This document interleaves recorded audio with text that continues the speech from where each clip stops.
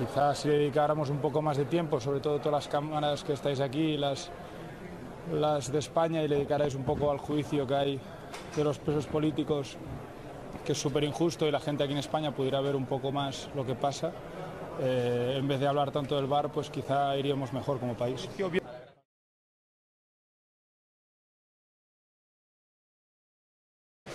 Viendo el juicio, viendo cómo se expresan, viendo lo que hicieron en Cataluña, esta gente no es culpable. Cuando hay informes policiales, cuando hay gente detenida, como los Jordis, se suben encima de coches de la Guardia Civil, se subieron a coches de la Guardia Civil para que la gente se fuera a casa. ¿Se merecen ir a la cárcel 20 años por eso?